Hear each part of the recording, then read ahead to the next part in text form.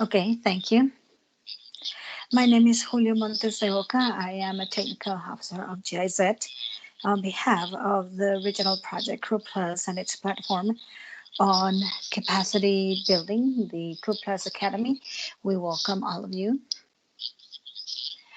Before starting, I have to indicate that this session is going to be recorded and will be uploaded in the website of our academy later on. If you do not want to be recorded or if you don't want to be part of the recording, please, you can abandon the session at this moment. So I'm starting with the recording here. Thank you. Additionally, during the break, after the presentations we invite you to make a brief evaluation with us. My colleague, Alicia Brand, will be sharing with you the link through the chat, and we would also put it up on the screen for you to be able to have access to it. It will be very brief and quick. Okay, so we are going to get into the subject matter here. And once again, I want to reiterate our welcome. And well, the topic that has brought us here today is Indigenous wisdom in water and sanitation. Indigenous people have a very close relationship with the natural resources of their surrounding, and the respect of the environment has always been part of their process of adaptation to this environment in such a way that it ensures their livelihood in the long term.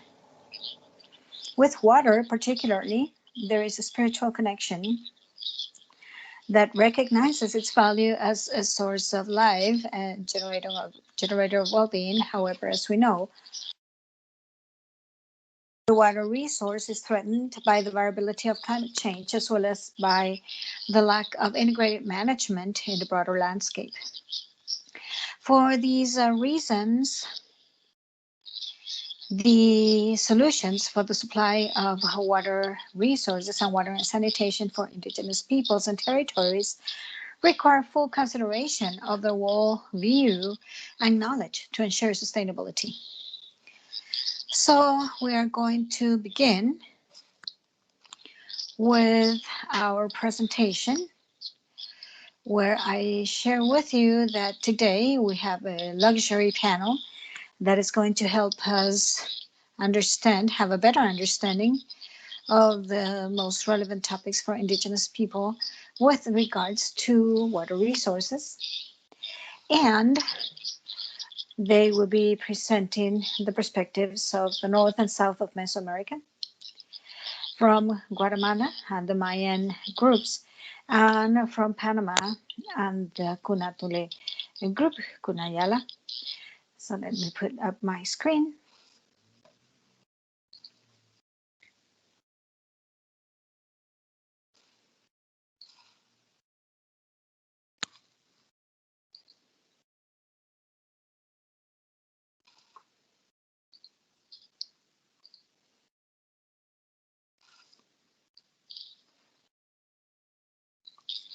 Thank you. So yeah, I hope you can see my screen with the program. Yes, we see it well. Perfect. Okay, first of all, we would have an introduction to the right of Indigenous peoples over lands, territories, and natural resources by Adalberto Padilla from IUCN, the Regional Office of Mexico, Central America, and the Caribbean from IUCN. Then we're going to have two territorial perspectives from Guatemala through the colleagues from the Civil Association, Ramiro Batzin and Yexing Pung. And from Panama, the colleague Heraclio Herrera with the vision of the Guna group with regards to water and sanitation. Okay, to begin with our understanding of the relevant topics to the discussion today, we have Adalberto Padilla, a dear colleague from the International Union for the Conservation of Nature, IUCN, and the Regional Office for Mexico, Central America, and the Caribbean. Adalberto is Honduran. He is an agricultural economist, a candidate to a PhD in social sciences with orientation and management for development. Adalberto has over 30 years of experience in managing conservation projects and sustainable development, especially in the support to indigenous people and local communities. He currently works as a country representative of IUCN in the Office of Honduras, and he is a senior official of Indigenous Peoples of IUCN Regional Office for Mexico, Central America, and the Caribbean. So I give now the floor to Adalberto for him to give us a brief introduction to the very rich discussion we're going to have today. Adalberto, please go ahead.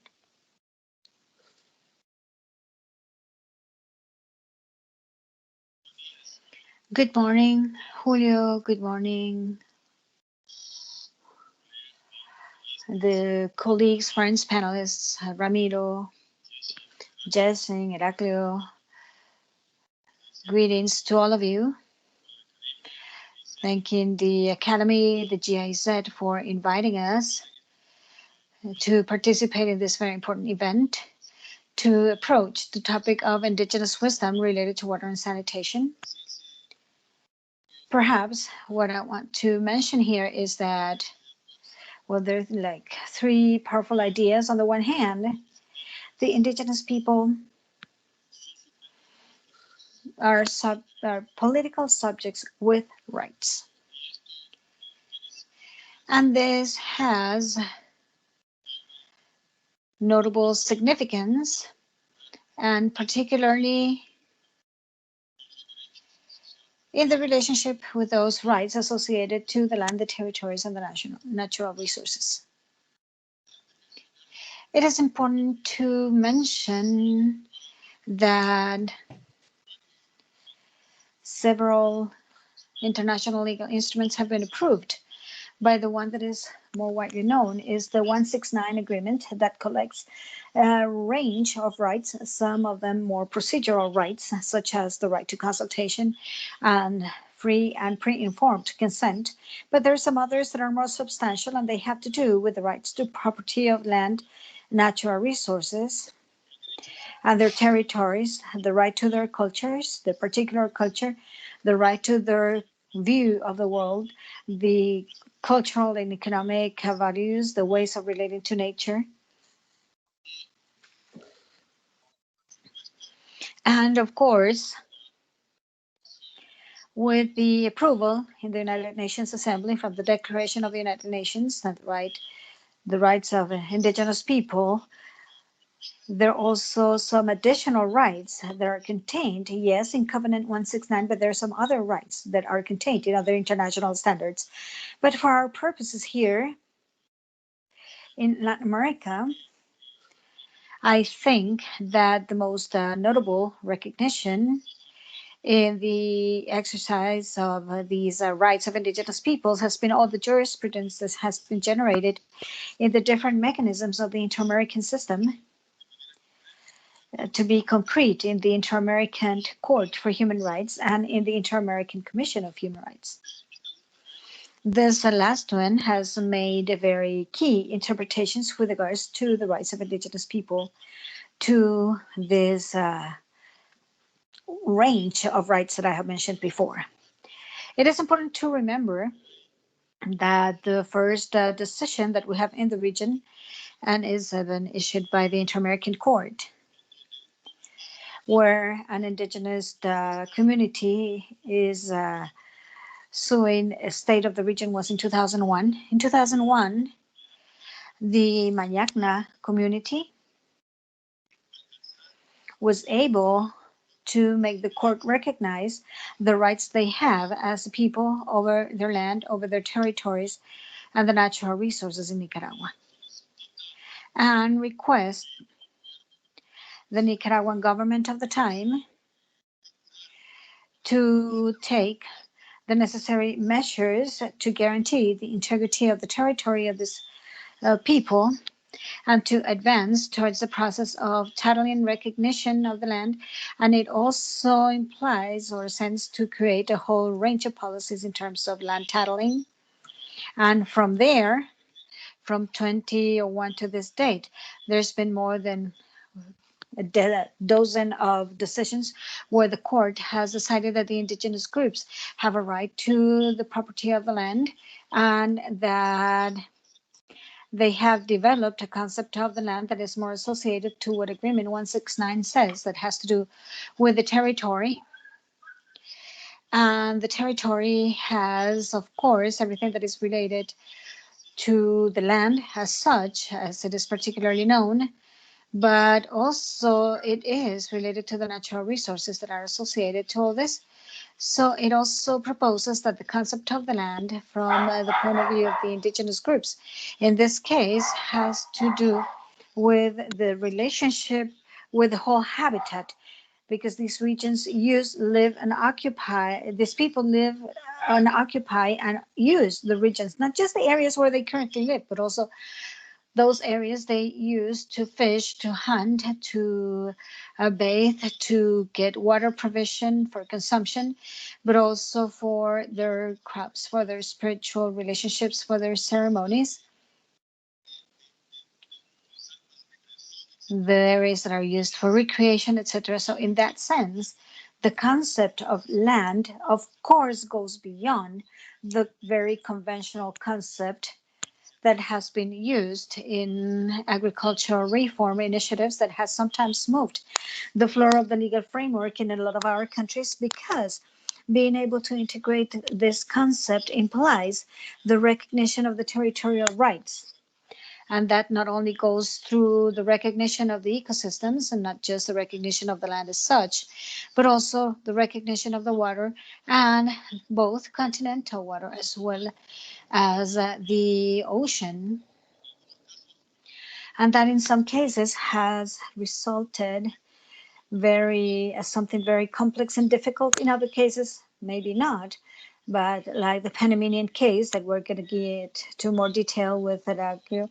But Nicaragua has also recognized the rights of the ocean in the indigenous peoples. In the case of Honduras, there's been difficulties in having a complete recognition. It's more just the continental part, the land for indigenous groups in the case of La Mosquitia.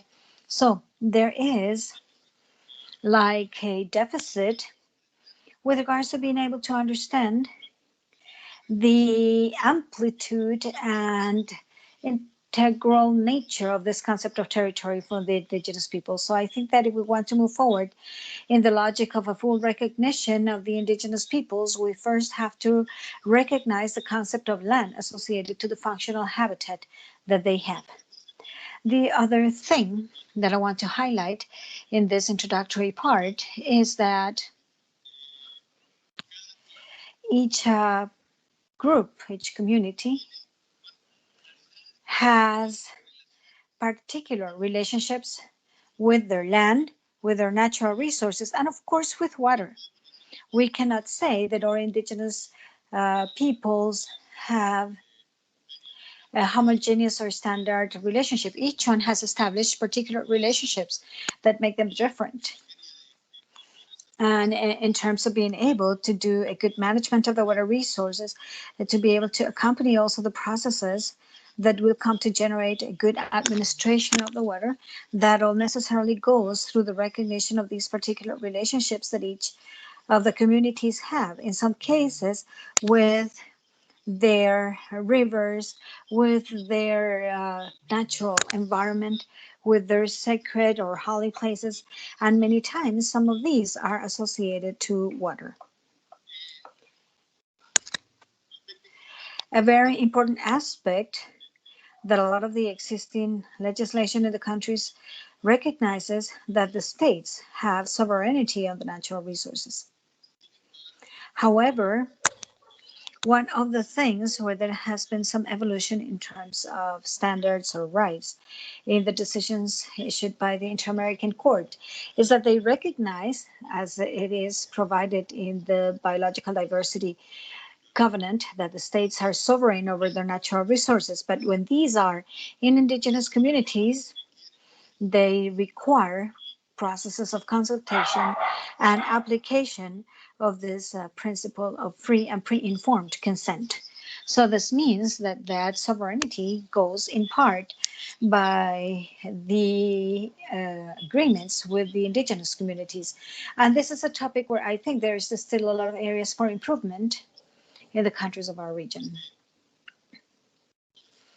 An additional point that I would like to make here in this introductory part, because I know that my friends at Aglio Ramiro and Jessing have a lot of experience on the topics we're going to be approaching in this conversation, in this session. But my point here is that, for example, as it is provided in the Declaration of the United Nations about the rights of the indigenous people, where it clearly states and emphasizes that the full respect of the knowledge, the culture, and practices of the indigenous communities should be guaranteed. We are not leaving aside like the culture and the vision of the world in the Western Hemisphere, but just as an element that enriches this proposal to move forward, not just in the efforts for conservation, but also in the sustainable, equitable development and the right organization of the territory and the environment. And another element that also becomes very clear in the declaration, and it's also included in this Covenant 169, and it is that indigenous communities, indigenous groups, through their institutions, they have a series of standards, norms that regulate the access, use, control, and protection of the natural resources. In the majority of the cases, those norms, those standards are not written down. In other cases, they have been able to progress in that sense. But if we want to think about improving the water governance, improving the systems for management, for administration, water and sanitation, it also goes not just by recognizing the right and regulations that we already have in the countries, but also it is important to recognize the constitutional rights that, as I said, in many cases, they're not necessarily like written down, but that is part of the socially and culturally accepted standards with the indigenous groups.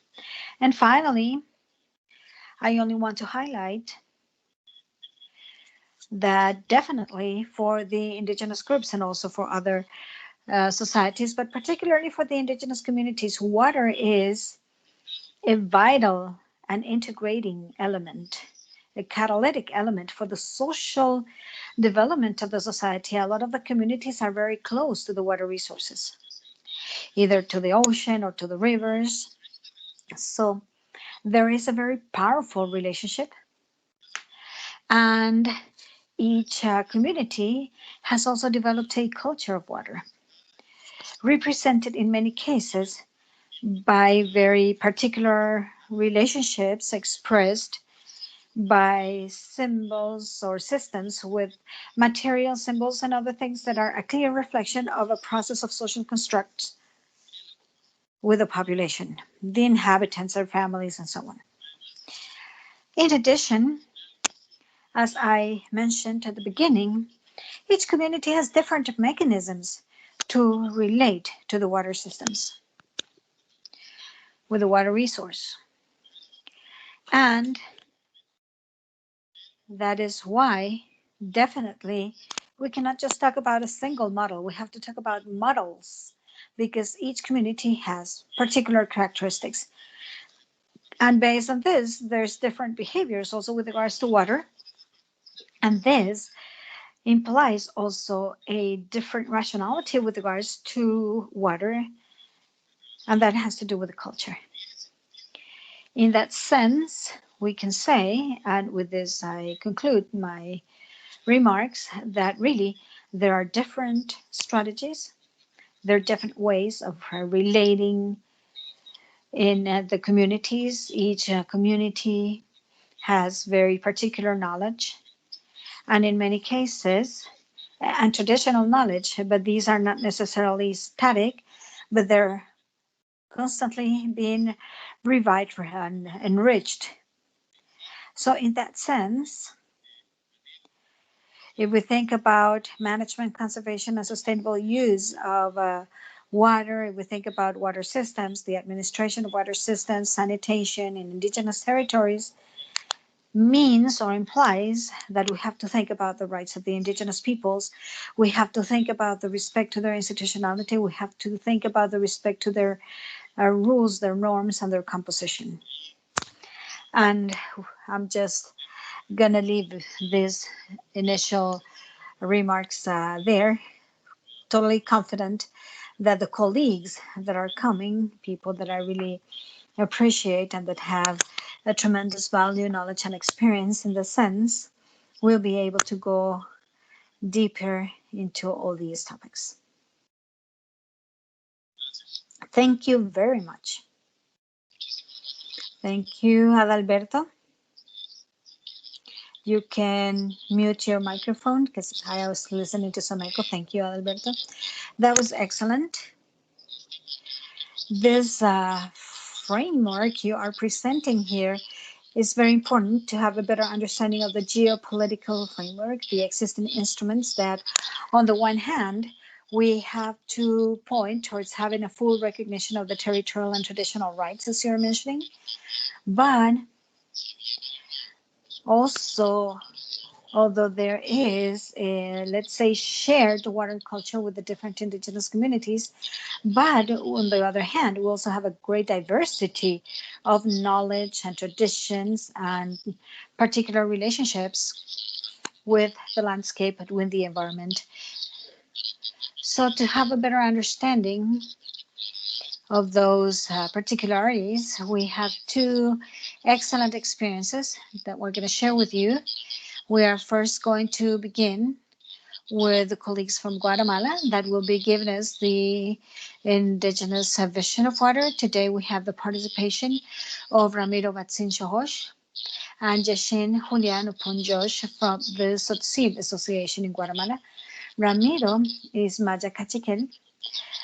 He has a master in local management. He has a degree in communications. He is currently an executive director of the Tzotzil Association. He's a coordinator of the International Indigenous Forum on Biodiversity and Global Counselor of Indigenous People of IUCN. He's a member of the National Council of Climate Change in Guatemala.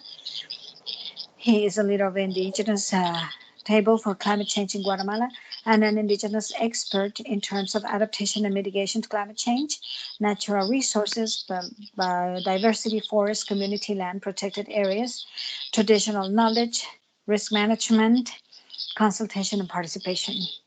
Jeshen Juliano Punjos is Mayacachiquel also. Studies in legal and social sciences. She is an expert in the rights of people and indigenous women, especially natural resources, sustainable development, biological diversity, and traditional knowledge.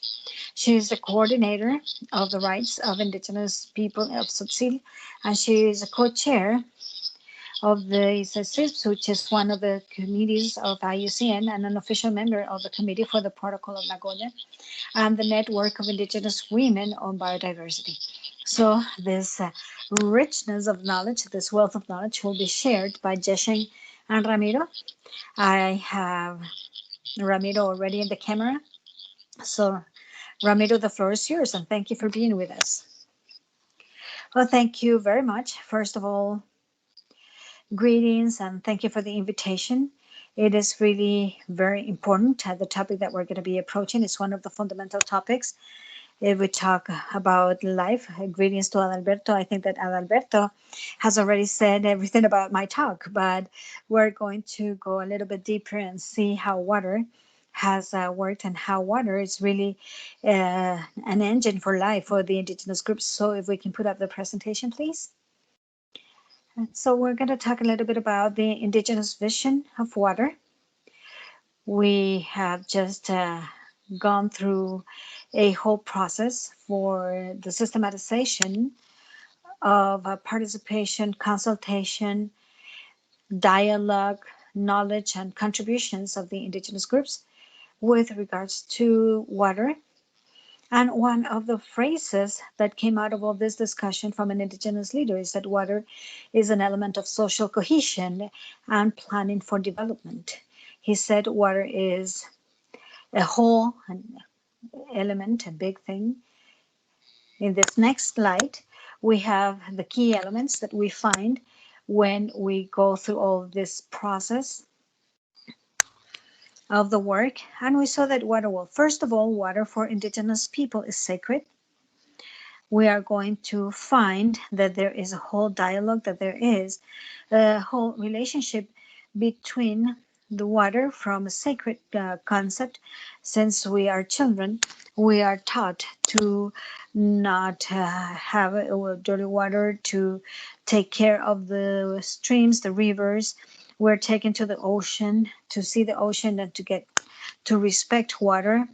We are taught that water has life. It is a fundamental part of that trilogy of water between human being, nature, and the universe. So we see that water, how water has life, how water gives life, and that is a very important element.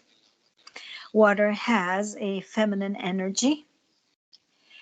There's gone through the whole process of analysis through these spiritual guides, and they have concluded that water is a feminine energy. Water is medicinal.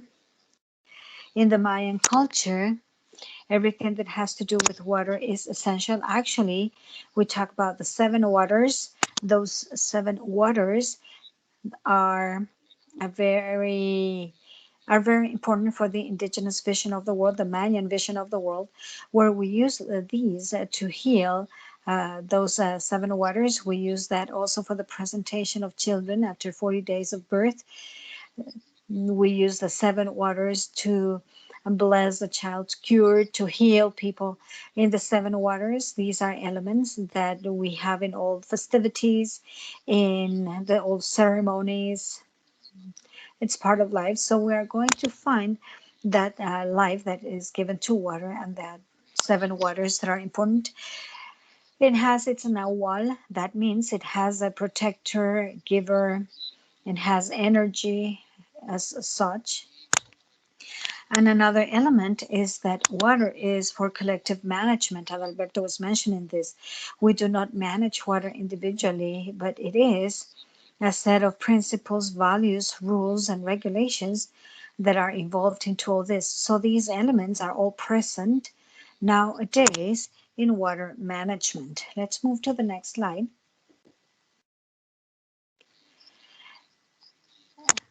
The calendar, the Cholgic calendar, we know that the Mayan community has three calendars. One of them is the Cholgic calendar, which is the spiritual calendar. And within these 20 days and 13 energies, we have Imosh. This image here is the image for water. So that means that within the 20 days of the Mayan calendar, there is one day devoted for water. It's one water day. This is what we call the water day, is the day of balance that also serves for people, especially during this time of pandemic, where we have lost our balance, our equilibrium, due to the same actions that we have been developing. But Day Imosh allows us to see the equilibrium between power and passivity, the equilibrium that we need to find when we want to be in balance, when we want, or when our energies have been out of balance due to any situation, something positive, some kind of impression shock or something.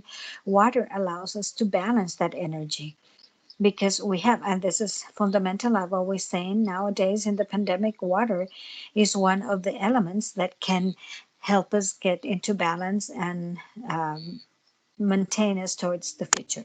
Let's move on in the next slide. We are going to talk a little bit about governance. And Alberto was talking about this collective management of water. We see here this image. This is Chicaval. I really like to give examples from Chicaval because it is a lake and a volcano that we go up. And I say we go up because we do it several times. And we celebrate it on May the 3rd, or 40 days after Easter. So we're going to start finding here some synchrony between the practice of the Mayan spirituality and Catholicism. But this is a very special day where you will find 3,000, 4,000 people going up, hiking up the place. I was not able to go this year. There was very little participation, I imagine, because of the protocols. But the previous years, this is a place where everybody goes up. And something interesting that I've seen is to see how everybody goes up from different religions, Catholics, evangelicals, Mayans, and so on, to thank water.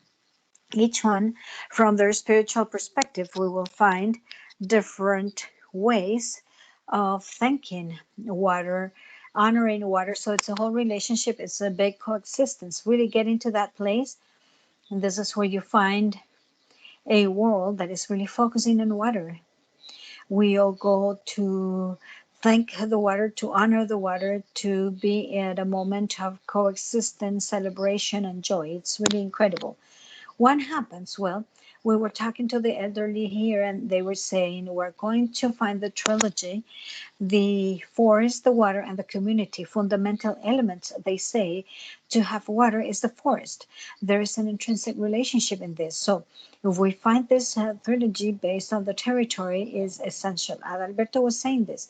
How are we going to recreate our model of life in the indigenous people? Well, in a territory. And that is why the territorial topic is key in all this. Next slide, please.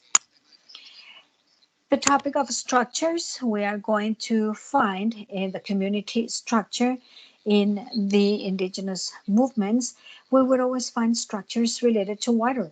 We will find, for example, the General Assemblies, which is like the maximum governance entity, and we're going to find different names. Now it has evolved. Some of them are committees, some others are associations, some others maybe just groups, some others are just like indigenous municipalities or offices devoted to waters. Others are like women committees, authorities, chahineles that are always focusing on water. We're going to have some committees for water workers, people that have to do with the distribution of water to the different areas in the community.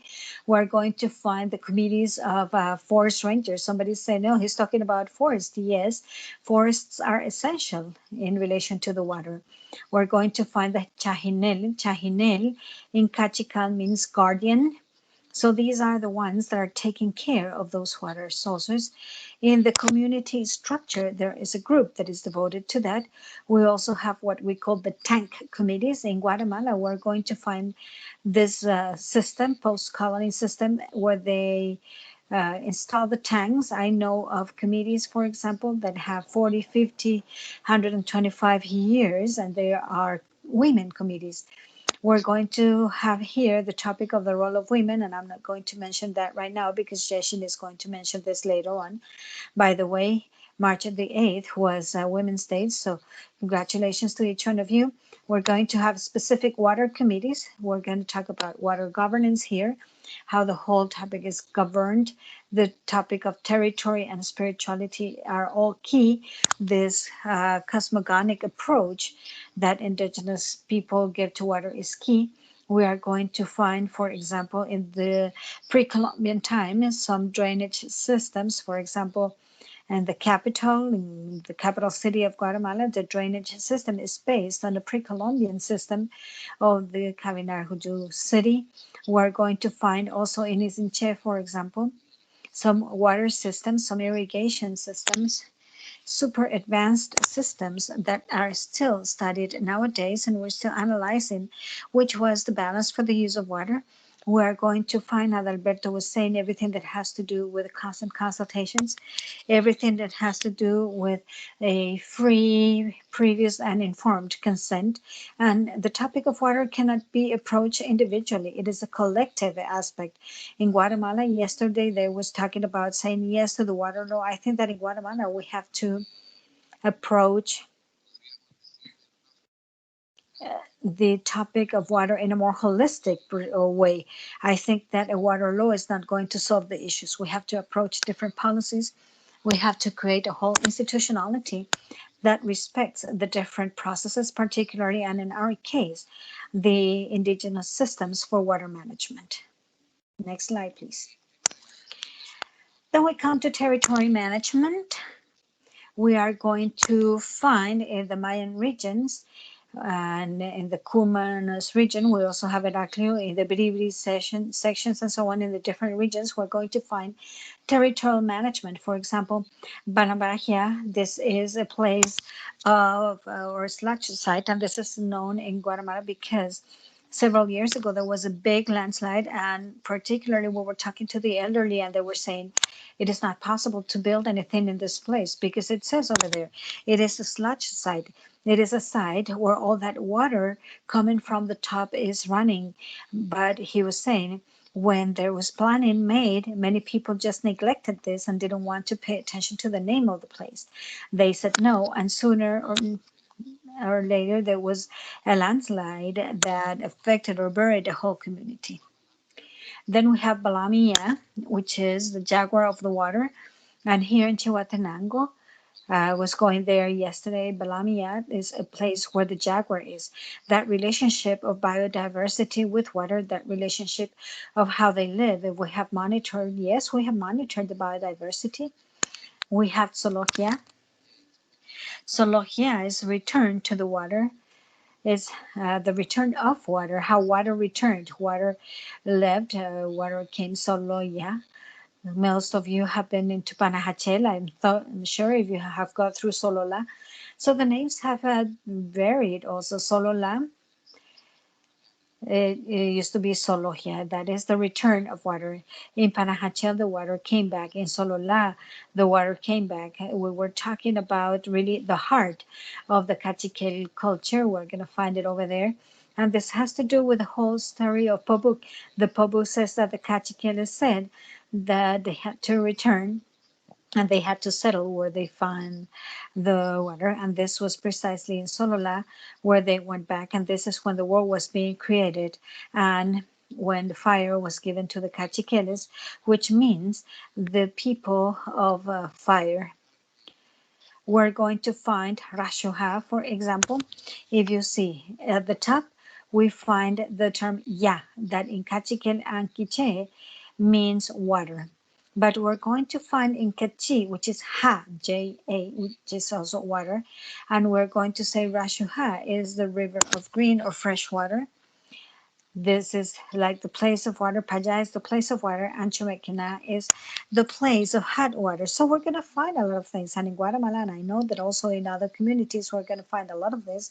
And this has helped us do territorial management in a traditional way. What we currently know as the toponymias, but we have to see how the indigenous people have made all the territorial planning. Let's move on to the next slide.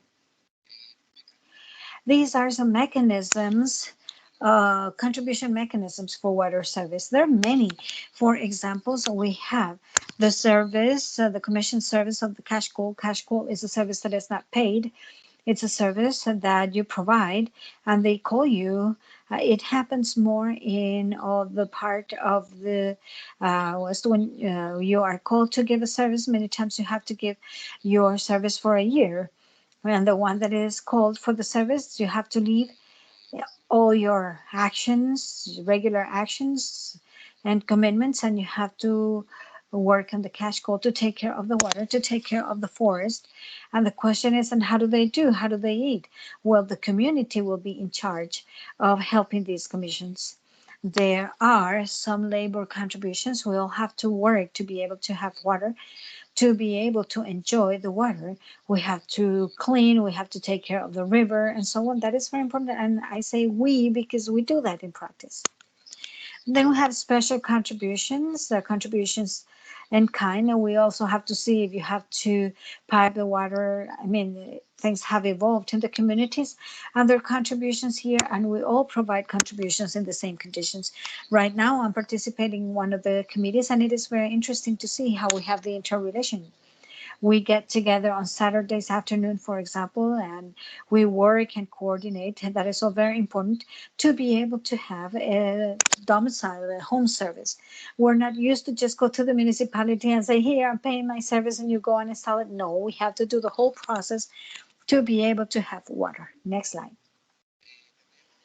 We have the progression for conflict resolution. As I always say, not everything is nice and shine. We also have some issues, but there is also structure where there is a mediation, there are special committees, there are authorities, there are people that are devoted towards solving water issues, there are economic sanctions. This has been evolving, and now they tell us, okay, if you do not comply with ABC, this is what you have to pay. There is also a temporary suspension of the service, and there is a definite suspension of the service. This is important, the different degrees and mechanisms, the different norms that have been set up, and these, nobody opposes them, nobody discusses them, because these are standards that have been decided in consensus with the consultancy, with the people. So nobody is going to say, you're applying this rule and I don't want it. No, we have a whole system, and on when they tell you that you're going to be in arrears, or that you have not done your labor contribution, your cash flow, whatever, and if you just ignore this, you would eventually have some type of sanction, either economic or with regards to the service. Next slide. Sustainable water management with cultural relevance. We are going to find that there is a whole system currently that is working with the water, with the rivers and everything, but we still have this cultural relevance. I mean, how we use the old mechanisms for traditional water management and how we are using the current mechanisms for water management. I've always said in the communities that if you don't have the, let's say, counters or meters, you have the responsibility of saying how much water you're consuming. You don't need a meter, but I'm the one that says, or the community checks that. So there are intercultural systems to do the monitoring of the use of water. Next slide. The analysis for statutes and regulations. We see here a picture of these gentlemen making a whole, or having a whole discussion about the statute for water, the regulation for water. This is something we saw last year. And if you see on the back, you have some pipes they have over there, because they were piping water, but they were making a whole analysis on how to integrate new elements in the statutes of the indigenous people. So we do have that intercultural conversations too. The decision-making approach, if you see this, to discuss water topics. This is not just a decision from the president or the leader or the board of directors.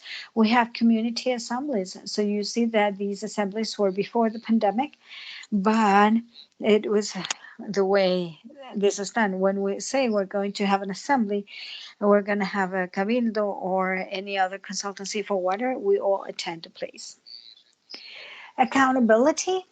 There is accountability. We see here the boards of directors and the top, and in the picture in the middle, they're talking about how many, what are the resources that came in, how the water is, how the flow is, and they even made a public announcement of who has not complied the commitment. So there is a whole process of transparency and accountability.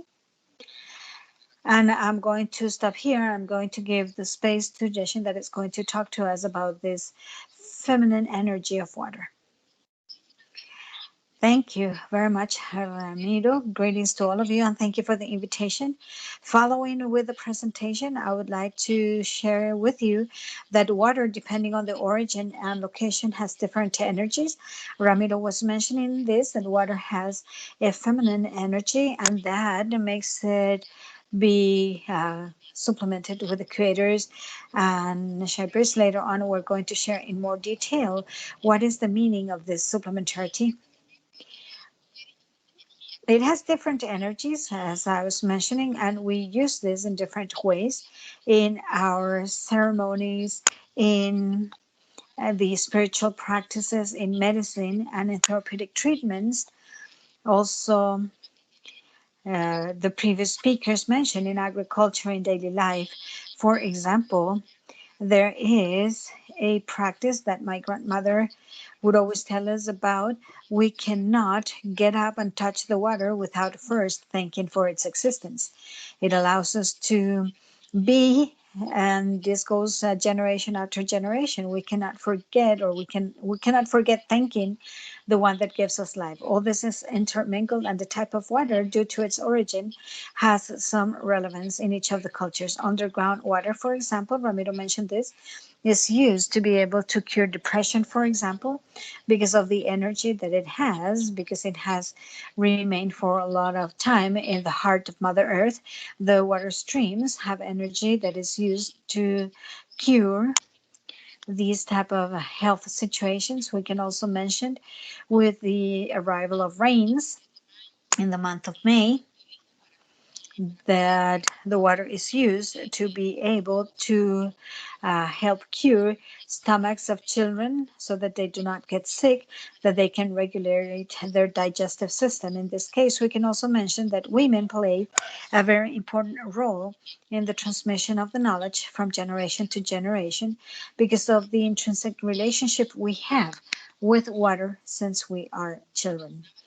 Ramiro was also mentioning the model of the indigenous vision of water that is based on the way we perceive this resource as a living entity and sacred entity. In the indigenous vision, water is managed as a sacred fluid, and being life and living and sacred, we cannot stop nourishing it. And how do we nourish? How are we going to nourish water? Well, we have our own practices. We feed it with flowers, with pine, with uh, candles. So it is like a way of thanking for the existence of water, and because it also allows us to give life. And with this, we can mention that women have a key role in the transmission of these practices. In my house, if there is any activity, any festivity or celebration, water has a space where it has its own food, its own drink. We thank for the existence of water. And in this way, we can continue having this vital fluid. There is many experiences in our communities that make us know and learn that water has to be respected. Why? Because if in a given moment we neglect it or we do not consider it, it just leaves. And if we do not do anything for this to change, the ones that will suffer will be ourselves. So if we want this vital liquid to continue with us, we have to thank for it, and we have to continue preserving those practices that make us thank for the existence of water. Because Ramiro was mentioning this, we have to thank for water because it has a spirit, and we have to nourish the water.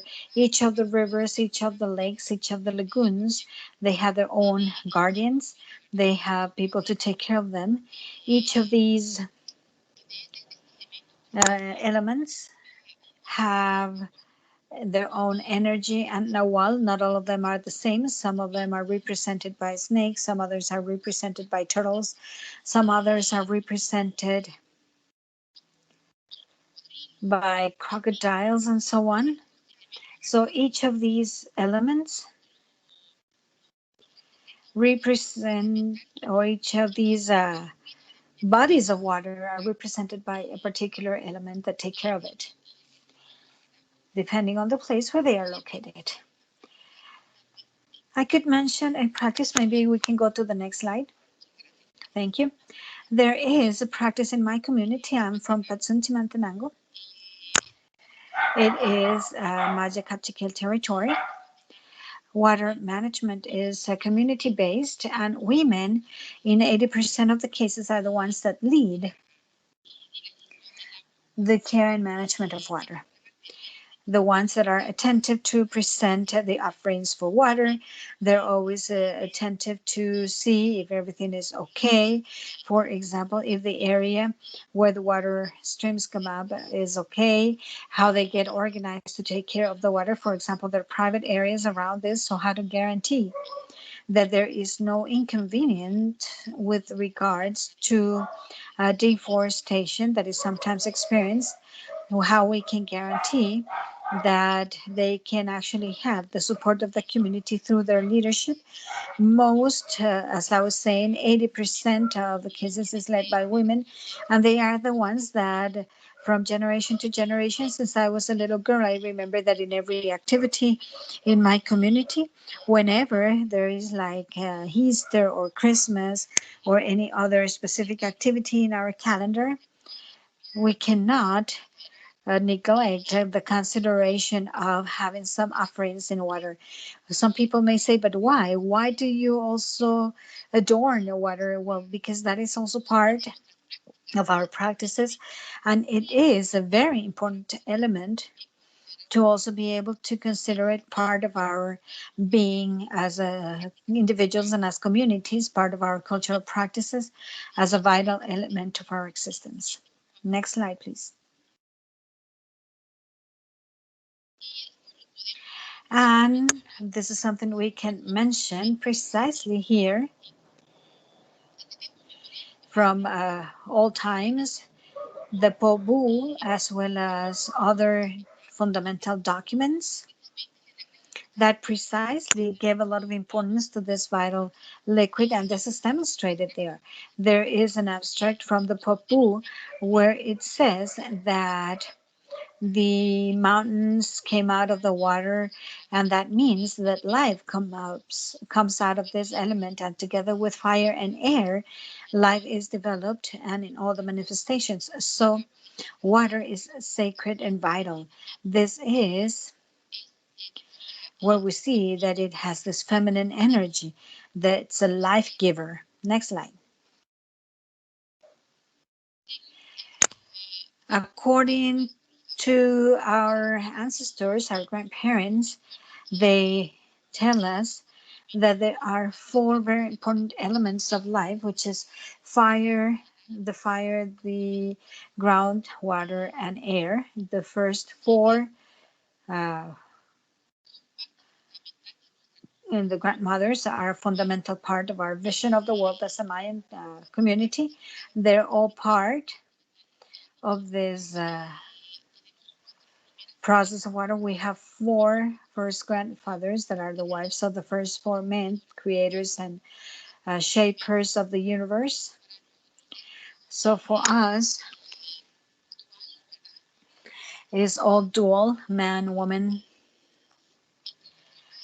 So with regards to this, we can mention that the four fundamental grandmothers of our cosmovision are these. Next slide. They have a very important relationship with water. In this case, we can mention one of the grandmothers with this, which is Kahapaluna, that translated into Spanish is water falling from the height. This is the wife of one of the creators, which is Balam Kitse. Next one. Next one is Chomija, beautiful and chosen water, the wife of Balam Agap. That is another of the creators and wife of another of the creators. Next one, next slide. This one, Sununika.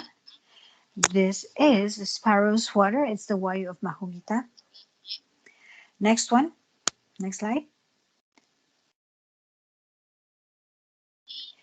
And this one is Kaheshaha, which is the Guacamaya water, the Mako water. This is the wife of Balang. As you can see, these are the different elements that make up life. And women in this case have a very important energy that supplements the energy of fire, ground, and air, and it's essential. That is water, and it's precisely represented in those four grandmothers that are the first grandmothers givers of life. Next slide.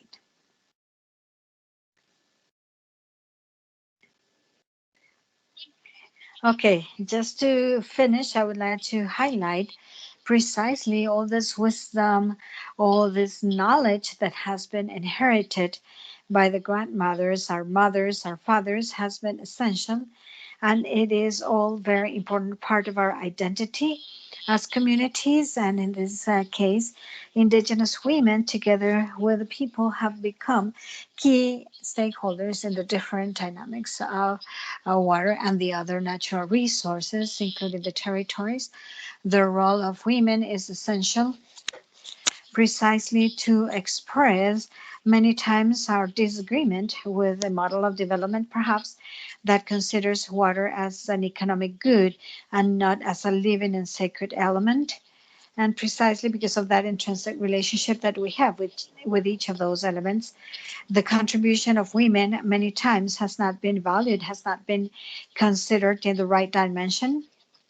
So in this way, sometimes it is unqualified, it is not promoted or strengthened, but just discarded. So it is very important to be able to consider that each of the contributions of women is essential to be able to continue strengthening our identity as a community. So the contribution that has been made in this case by Indigenous women is necessary and valuable because they are constructing resistance, resilience from the defense of life. Thank you very much.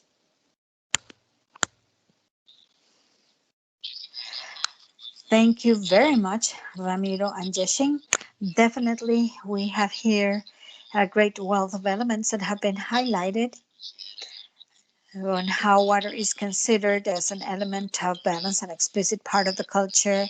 Also, you are presenting that challenge on how to get to the recognition of structures and contributions made by the indigenous groups. And additionally, this other key element that has to do with the role of women as transmitters of knowledge, but they also have this challenge of doing the right recognition, the right contribution in the traditional systems for water management. To move on, we are going to go on with our colleague, Heraclio, that is going to talk about the vision of the Guna people with regards to water and sanitation. Heraclio, welcome. Heraclio is a biologist by profession. He has a master's in environmental management by University in Panama.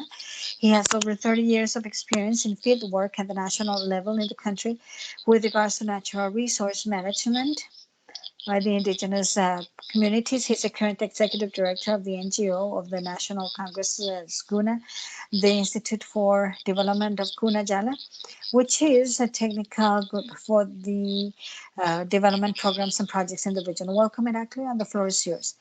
Thank you very much. Good afternoon, everyone.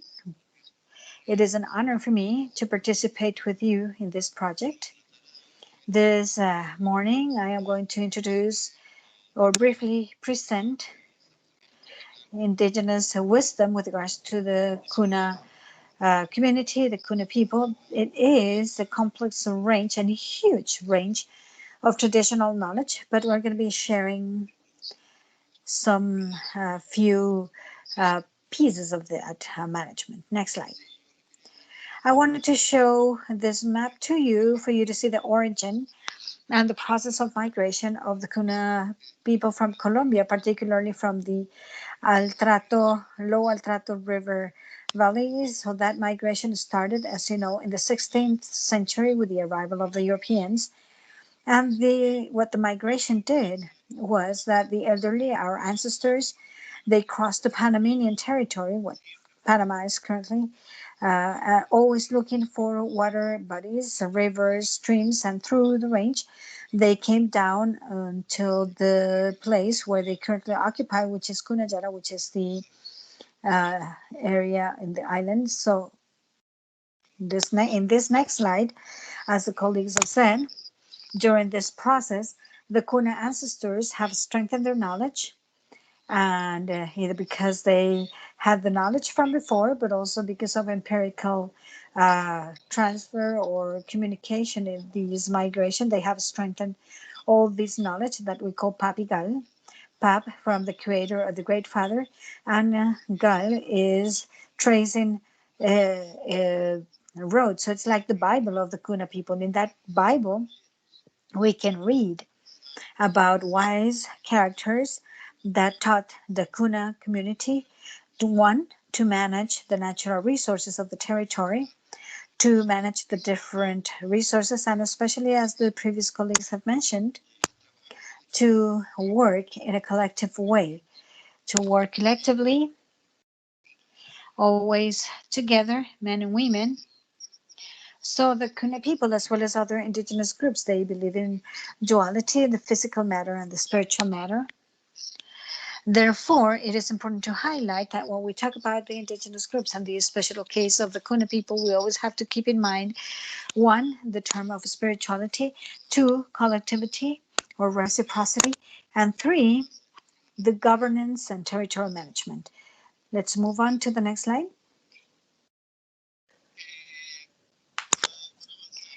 To move on very quickly, this concept of Guna means a person coming from the lower layers of the earth, a spiritual being that came to inhabit the surface of the earth.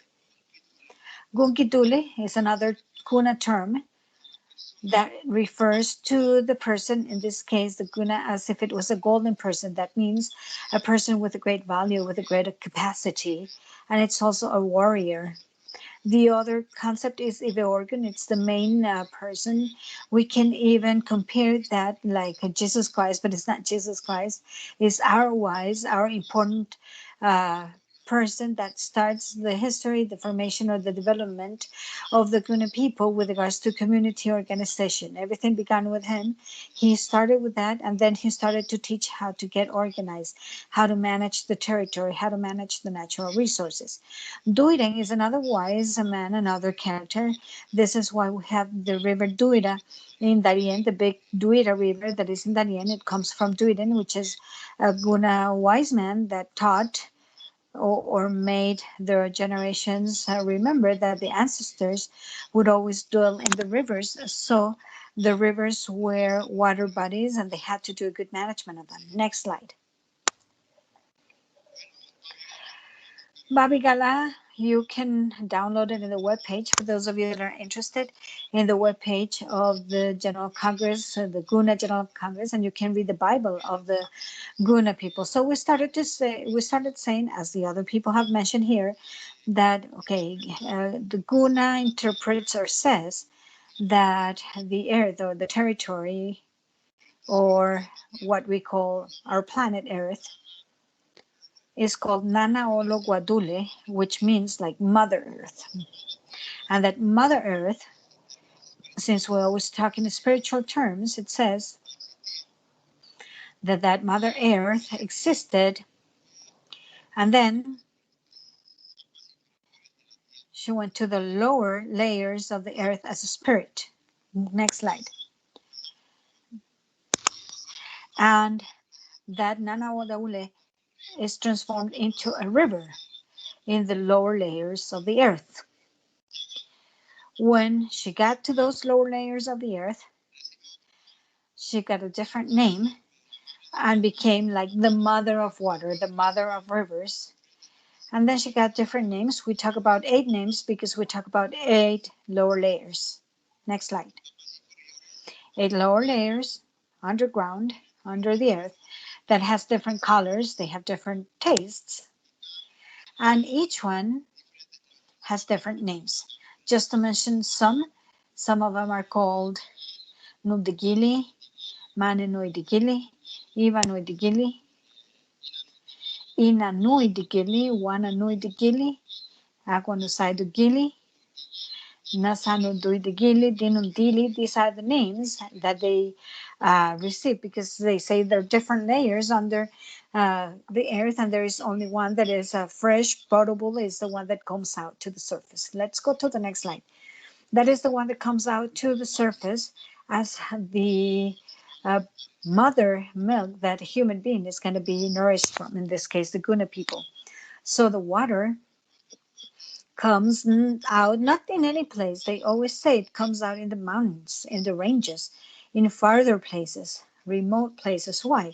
Because by nature, Mother Earth needs that when the water comes out to the surface, it has to come out in a pure way, crystal clear and without contamination. So it has to come out in high places, in high areas where humans have not come. So this is how the Guna people think. This superficial water that becomes a river, as our friends have said, we cannot talk about water as an isolated element. It is definitely combined. It is a holistic concept. It is related to the trees, it is related to the animals, it is related to the minerals. Therefore, the water that runs or flows from the range to the ocean is transformed into medicinal water. It has minerals, it has different, let's say, elements that constitute it and nourish it and strengthen the water, so it also nourishes and strengthens the population that consumes this. So this is where we get the idea that we always have to take good care of the water bodies, not contaminating them, not mistreating water. And this is done in different ways. One, of course, taking care of this gallery area. You cannot cut trees in the shores of the rivers. You cannot throw contaminating elements into the water. And we'll see later on also how it is managed in the communities. Let's move to the next slide. Okay. Once the population has been trained or has been taught about those ancestor knowledge, we do what we call territorial management, which is really to locate the Kaluma, what we call Kaluma or Kalugan, Kalu as a sacred site, where it is said that the spirits dwell. These are spirits that are symbolized by animals. They're spirits that take care or guard the water bodies. There's spirits that guard or take care of lagoons. There are others that take care of forests or mountain or caves. There's some in the ocean, some in the coast, some in the continent, those sacred sites. In the case of the rivers, we talk about Saiba, which would be spirit, the guardian spirit of rivers. It is a spirit that takes care of waterfalls, of big water bodies. But these traditional management, it comes from the ancestors. So people avoid going to those places because there is a spirit. And if we awaken the spirit, that spirit may bring on diseases, that spirit may bring on some calamities, may cause damage to the community. So people avoid, or it is avoided for hunters to get to these sites where the spirits live, or that the traditional medicine men would do some medicine in those places. So people avoid going to these places. So this map, which is the work we did in 2005, 2006, is in my community of origin. We located the symbology here for territorial management. These are different animals. This is a swirl that we can see. It's like a circle, like a spiral. In the rivers are the blue lines. So those swirls, this is where spirits live. And then you cannot touch the forest. You cannot damage the ecosystem, because there's a swirl over there. There's spirit over there. There is a red circle. It looks like columns. That's a cascade, a waterfall. That's a waterfall in the area of the river. And this is where we have the spirit that is called Saiba. That's similar to a mermaid. So everybody avoids going to that place because this is where we have that spirit. So in order not to bother the spirit and in order not to cause any damage to the population or any issue to the community, any disease to the community, then people avoid going to that place. And this is how we have then different forms or symbologies that represent different spirits of animals that are located in the territory. So this is the traditional territorial management. Next slide. Next slide, please. Okay, once we do that territorial management, then we have to come to the valuation or valuation of the territory. Always respecting the sacred sites. If you can see in the shore, you have the palm trees. This is the part that has to do with agriculture. And then in the middle, you see a space. This is where we have the sacred sites. So we avoid doing any type of agriculture in the area. Later on, we do allow some work, either hunting or medicinal plants, but you see that there is no agriculture as such. So this is evaluation of the territory. And the Guna community also says that water is the origin of life. As we have said, that water, or that there is a spirit underground, which is the mother of water, the mother of rivers. It is also said that all living and non-living being requires water as a vital fluid. So water is like the one that originates the rest of the natural resources in the vision of the Guna people. Next slide, please. Okay, I want to kind of take a little bit longer to explain this.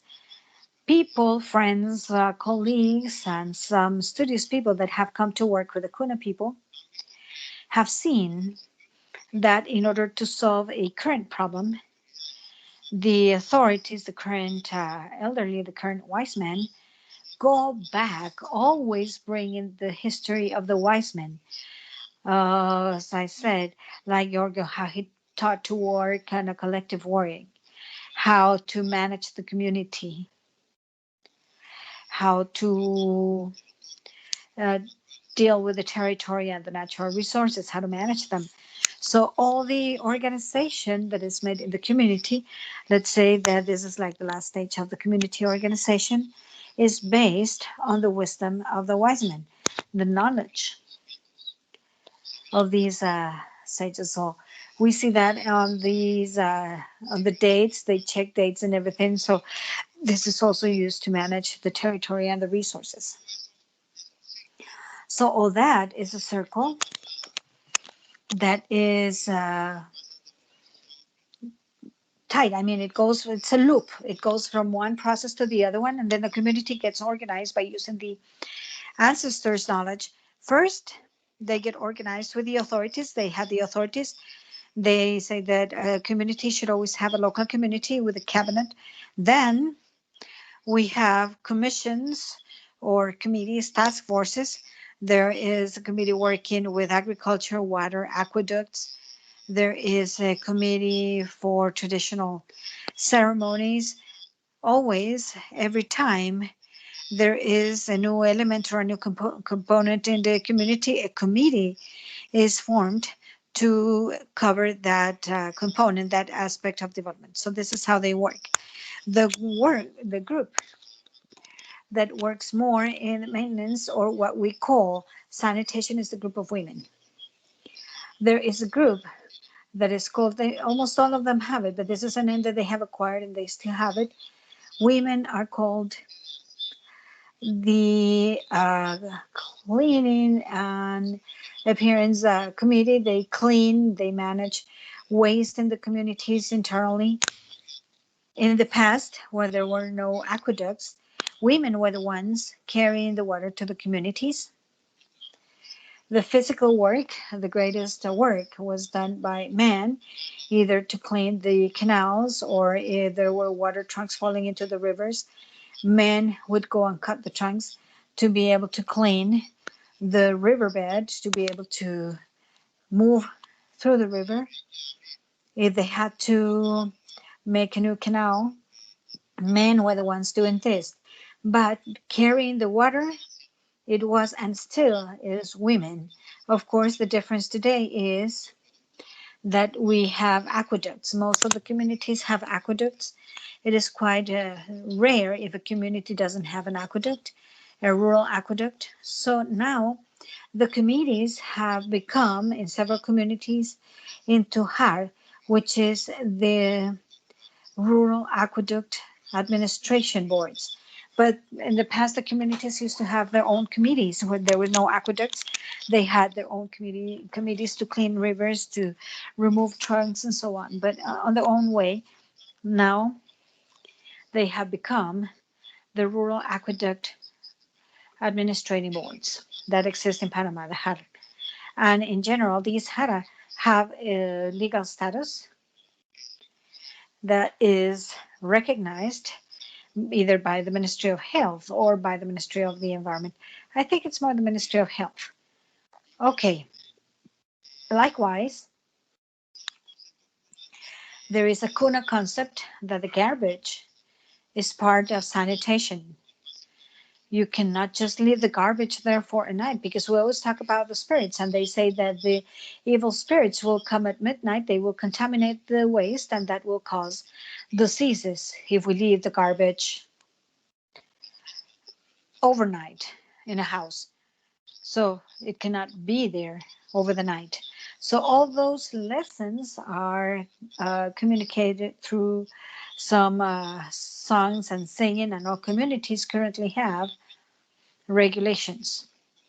The regulations are like norms, standards, community standards, where they indicate how the territory is managed with the natural resources. There are sanctions for the people that do something against those standards, either contaminating the water of the river, or cutting trees in the river shores, or hunting a lot of animals that is not allowed. So all that is regulated by each community. And that regulation, or the set of regulations, for them to be valid, they have to be approved by the assembly of the community. The community gather into an assembly, approves this, and everyone, men and women and youth, up to a certain age, they all have to comply with those standards. If they don't, they will be fined or they will be put to do some work. So, but all those lessons are based on the ancestor knowledge. These are all based on the knowledge that the old wise men or people have been, or the elderly have been telling us about through this oral history. There's nothing in writing. Lately, they're documenting it. They're writing this. They're writing these regulations. And the Guna community is one of the current indigenous communities that is writing everything about the culture, about the vision of the world. And we are doing this with the help of the wise men that are still alive, because many of them are dying. So there is this documentation of the knowledge, because many of the people do not have this opportunity that I had as a child to listen to my parents, to listen to my grandparents talking about the concepts. This is the Babigara book, the Guna Bible, that you can download on the webpage of the Congress, the Guna Congress, and it is a summary because it is huge, it is big. It's a lot of knowledge that is shared there, and it talks about these wise characters, wise people, and you can download it for free because it's in digital format. So we have that opportunity now with the technology to be able to write those concepts. So all this community management is based on the ancestor knowledge, the old knowledge. But as I've said, we are losing that knowledge. The elderly, many are dying. There is a lot of impact from the technology. That's very good, but it's sometimes lived out like the indigenous knowledge. So this map that you see here, the map that we have right now, this is the map where one of the communities is going to be transferred. That community is in an island, and they're going to come inland. And right now they are making the construction of the new settlement. So that's the map. You see over there, you have the ocean and you have the continent. The new settlement is more or less about 100 meters above sea level. So all the process of the adaptation of the people in the new ecosystem, we think that it's going to be based on these ancestor knowledge, but also the Western knowledge, because if we combine both types of knowledge, I think that they can have a very good adaptation to be able to manage the resources of that place, of the new ecosystem. So it is important to have that traditional knowledge because it has always been the case. It has always been the tradition of the Kuna people to get organized to solve their territorial problems, their social problems, their cultural problems, always using the lessons from the wise men, from the Babigala, which is like an agreement or treatment for knowledge. So this is what I wanted to tell you in very big terms. Thank you very much. Well, thank you very much, Heraclio. I want to also rescue here that you clearly told us how water is part of the construction of the territory, the architecture of a territory. Also, you told us that in the traditional knowledge, there are some concepts that in the normal management we consider it innovative. They were over there, like the concept from the mountain to the ocean. Now we talk about the basin to the coast. But this is an approach that was already existing. And this brings me to this topic that if there is a loss of the traditional knowledge, we would be really losing an opportunity of making a very good management of the ecosystems, the resources, and hence we would be affecting not just the environment, but also the development of the communities, be these indigenous or not indigenous, because we all depend on those natural resources. So thank you very much. We had a 5-minute pause, a 5-minute break to make a survey here. Actually, my colleague Joaquin is going to share the link because the link that I put up here is not the right link. So I invite you to make the survey. But I think that we can also take advantage of this time to ask some questions because I think we are kind of tight with the time. We have had so much information that, well, I think that we are a little bit over our time, but I think everything really contributes to the knowledge we're having today. So I invite you to get in the survey in the chat. And it would be really helpful just in case there is a password is over there. And also in parallel to take advantage of the few minutes that we still have, I would like to ask all the participants, if you have any specific question, you can write it on the chat or open your microphone so that we can communicate your questions to the colleagues Jeshin, Heraclio, and Ramiro. Meanwhile, you can also do the survey. Well, we get, I want to tell you also that we wrote on the chat the link for the publication that Heraclio was mentioning. He also shared, Aresio also shared the link, another friend from the Gunajala group. Thank you, Aresio.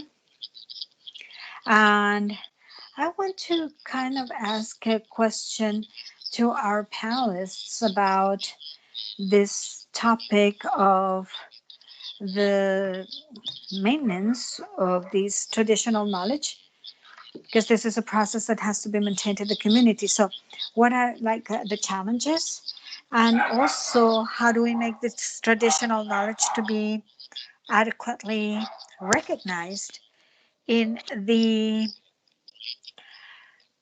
political instruments of a country?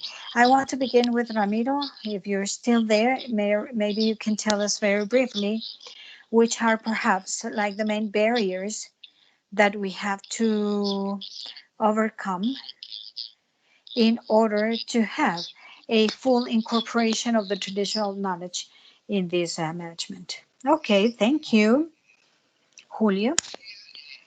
I would say, or I would see this in several points. First is everything that has to do with the recognition developed by the state for the traditional indigenous knowledge. I mean, we do not have like the whole legal framework that the legal framework we have in our countries is a legal framework that does not recognize the collectivity. It is more focused on recognizing like the individual part, and that really affects us. Additionally, I have always said everything that has to do with indigenous rights is illegal because it's not been taken into account by the legislations. And in practice and in development, there is a whole work to do. So that's a point that it is necessary to create policies and laws that recognize this. Alberto actually said this at the beginning. We have the Covenant 169, but it's just recognized in Costa Rica, Guatemala, and in other places, but not in all the places.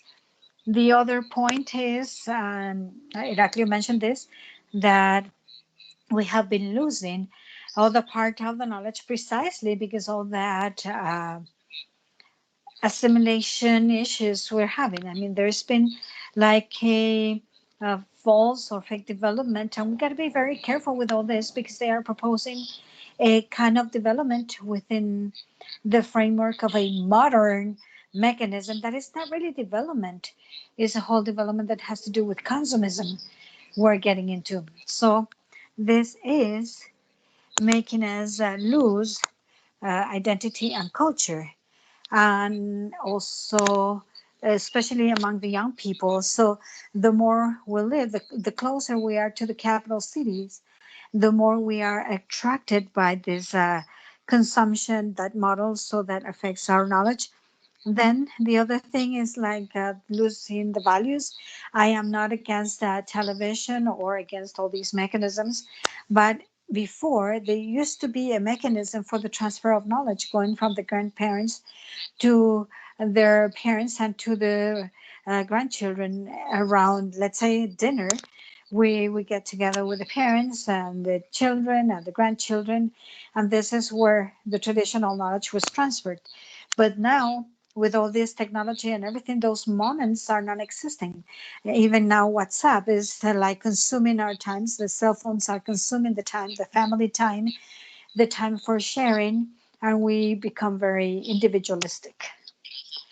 Thank you, Ramiro. That is also very interesting, how we can also use those means also in our favor to disseminate the traditional knowledge. I want to stay there in Guatemala to ask Jeshin about the gender approach, the gender perspective, and how you have like a dual challenge over there. From the point of view of indigenous women, first, the recognition of that role in the uh, transfer of knowledge and wisdom, but also the barriers set by the traditional society on women. So maybe you can make a brief comment about what are some possible ways of starting to promote that openness of this traditional knowledge, the recognition of the traditional knowledge, and the empowerment of women, specifically the indigenous women. Jeshin?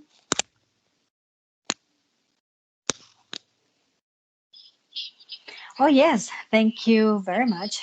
Without a doubt, this process, Ramiro was actually mentioning this, that there are different policies, that there are different conventions that have been ratified, plans of action, and so on, that many times only take into consideration the topic of gender. And we know that the part of indigenous women is still a big challenge for this to be considered and strengthened. It is not the same when we talk about gender than to talk about indigenous women. And we know that there is a lot of limitations to be able to consider the contributions of indigenous women as such, to really value their knowledge, to really value this very important role that they develop for the holistic development of the communities. And in this part, I think it is very important to highlight that in the different programs and processes, it is necessary to consider that Indigenous vision, but also the vision of the Indigenous women with regards to this approach for water. In this case, we're just talking about water, but we can talk about the different natural resources, but it is important to consider this approach as Indigenous women and value this in the correct dimension, of course, promoting it in the different processes, levels, and spaces. And another of the processes that you have mentioned with regards to how we can continue strengthening this knowledge through materials and through these processes for exchange of knowledge to be able to generate materials that allow us to continue transferring the information in another level, although it is true that there are some limitations at this moment with regards to the fact that there is a lot of practices that have been stopped to be able to transfer the knowledge and the practices from generation to generation. I do think it is also important to consider also other alternatives for the transferring of information, especially all this part that has to do with the knowledge around water and its recognition. It is very important to be able to work this in other ways, in other levels, in other spaces. Thank you very much. Thank you very much. And from here, I want to extract a lesson that is precisely in the development of projects and programs, how we make that explicit valuation of the contribution of women and even going beyond, just making this check with the focus on gender, but how we make it an integral part of the whole construct. Thank you very much, Jeshin. Perhaps to conclude, I want to give the floor to Heraclio for him to make some quick observations, some final remarks about this question, because I know we are coming to our time. I know we can stay here for the whole day, but maybe Heraclio, if you give us a few closing remarks with regards to these questions. Sure. First of all, yes, it is a big challenge because there are different factors that affect the current generations. First of all, the loss of the knowledge once the elderly pass. And then when we talk about the interest of the youth in new things, as she has just said, everyone uses cell phones, but now we have to invest. Now we have to see which is going to be the opportunity precisely of using these technological tools to be able to rescue and strengthen the knowledge and communicate the knowledge.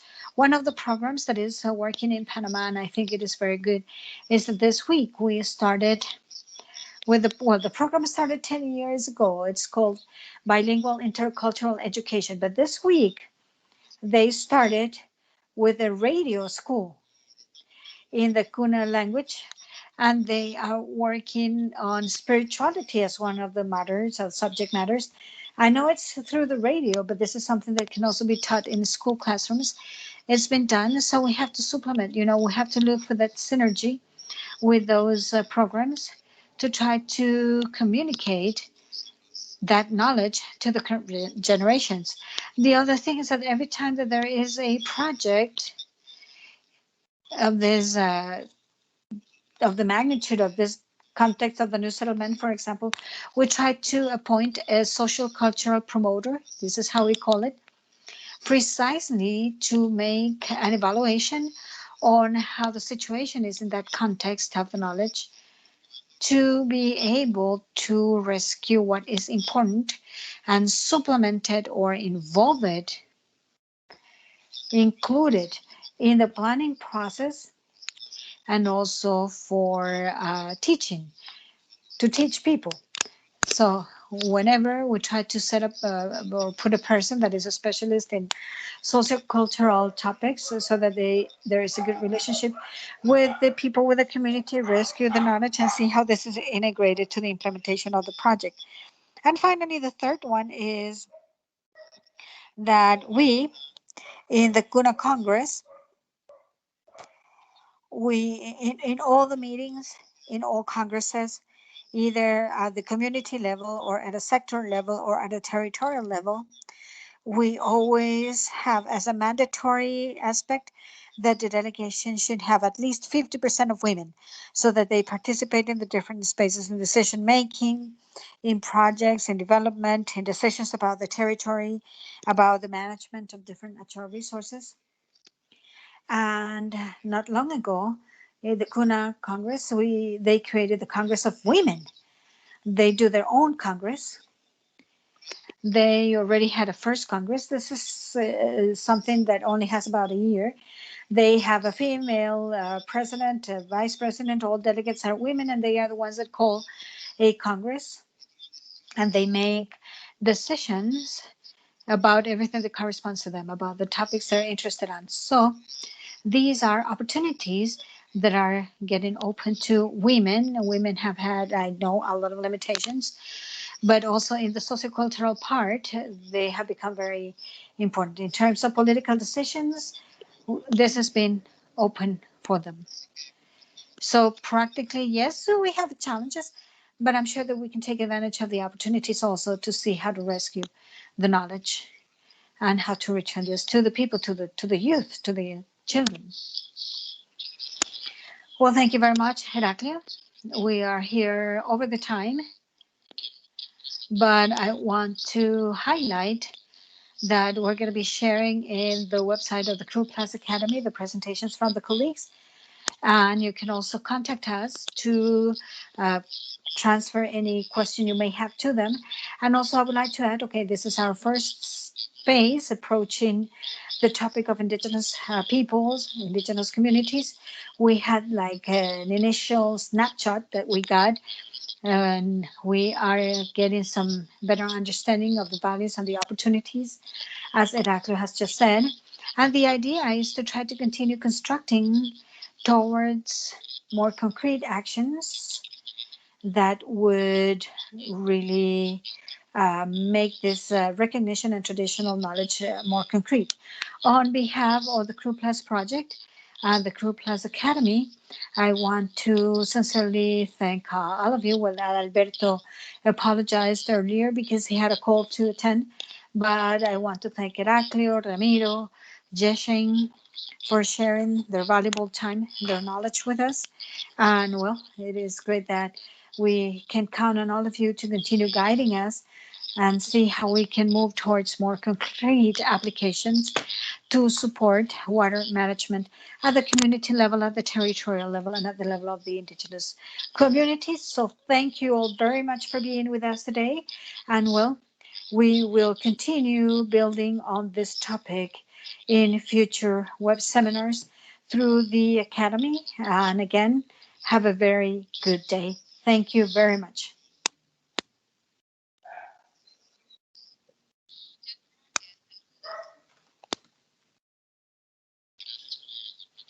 Thank you all. Good day. Joaquin has just shared also the link to the presentations and to the Crew Plus Academy. And our next seminar for Indigenous peoples would be on April the 8th, if I am not wrong. Thank you.